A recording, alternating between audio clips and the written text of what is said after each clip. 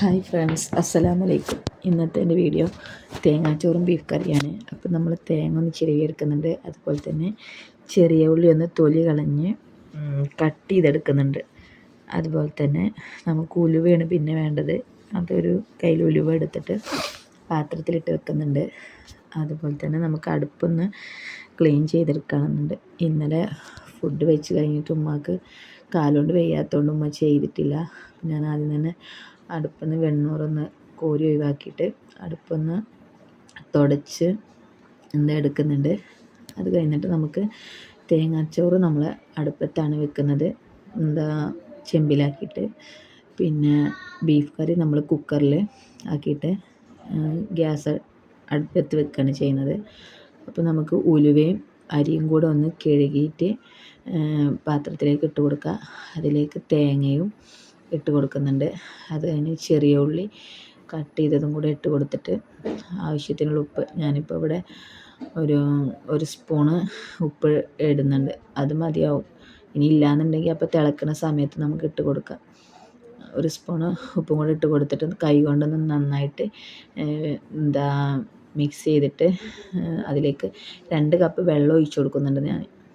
അപ്പോൾ ഇത് കുറച്ച് വേവുള്ള അരി ആയതുകൊണ്ട് 2 കപ്പ് വെള്ളം ഒഴിച്ച് കൊടുത്തിട്ട് നമുക്ക് അടുപ്പത്ത് വെച്ച് വേവിച്ചെടുക്കാം. അപ്പോൾ നമ്മൾ അടുപ്പത്ത് വെക്കുന്നതുകൊണ്ട് തന്നെ നമ്മൾ കുറച്ച് വെള്ളം നമുക്കിങ്ങനെ ആവശ്യമുണ്ടെങ്കിൽ ഒഴിച്ച് കൊടുക്കുകയും ചെയ്യാം. ഇനിയും വെള്ളം വേണമെന്നുണ്ടെങ്കിൽ നമുക്ക് ആവശ്യത്തിന് ചുടുവെള്ളം ഒഴിച്ച് കൊടുക്കണമെന്നോ മാത്രമേ ഉള്ളൂ. ചുടുവെള്ളം ഒഴിച്ച് കൊടുത്താൽ അങ്ങനെ കിടന്നോളും. പിന്നെ ഇനിയിപ്പോൾ ഈ വെള്ളത്തിൽ അരി വെന്തിട്ടില്ലെങ്കിലും അപ്പോൾ നമുക്ക് അടുപ്പൊന്ന് കത്തിച്ചെടുക്കുന്നുണ്ട്. എന്നിട്ട് പാത്രം വെച്ച് കൊടുത്തിട്ട് ഒന്ന് ഇളക്കിയിട്ട് വേണം വെച്ച് കൊടുക്കാൻ, അല്ലെങ്കിൽ അടിയിൽ പിടിക്കും. അതുപോലെ തന്നെ നമ്മൾ ബീഫിലേക്കുള്ള ഇഞ്ചി വെളുത്തുള്ളി ഒന്ന് കട്ട് ചെയ്തെടുക്കുന്നുണ്ട്. എന്നിട്ട് നമ്മൾ മിക്സിയിലിട്ടിട്ട് അരക്കല്ല ചെയ്യുന്നത്. അങ്ങനെ അരക്കുമ്പോൾ അത് നന്നായിട്ട് പേസ്റ്റ് രൂപത്തിലാവുകയാണ്. അപ്പോൾ നമ്മളൊന്ന് ഒരു കല്ലിലിട്ടിട്ട് ചതച്ചെടുക്കുകയാണ് ചെയ്യുന്നത്. ഇങ്ങനെ ആകുമ്പോൾ ചെറിയ പീസ് പോലെ ഉണ്ടാവും. അപ്പോൾ അതൊന്ന് മാറ്റി വെക്കുന്നുണ്ട്. അപ്പോൾ നമ്മൾ ബീഫൊന്നും ചെയ്തിട്ടില്ല. ബീഫ് ഒന്ന് കട്ട് ചെയ്തെടുക്കണം.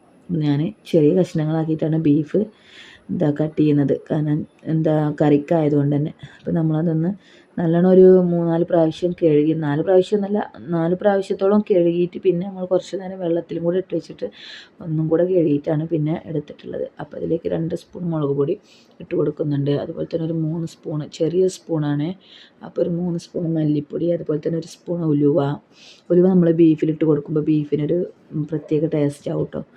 ഉലുവ ഇട്ട് കൊടുക്കുന്നുണ്ട്. അതുപോലെ തന്നെ ഒരു 1.5 സ്പൂണ് മഞ്ഞൾപ്പൊടി, കറിവേപ്പില ഇട്ട് കൊടുത്തിട്ടുണ്ട്.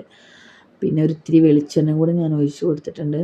അത് പിന്നെ നമുക്കിതിലേക്ക് ആവശ്യമുള്ളത് ഒരു 1.5 സ്പൂൺ ഉപ്പും കൂടെ ഇട്ട് കൊടുത്തിട്ട് നമ്മൾ തക്കാളി, കിഴങ്ങ്, വലിയ ഉള്ളി ഒന്ന് കട്ട് ചെയ്തിട്ട് ഇട്ട് കൊടുക്കുന്നുണ്ട്.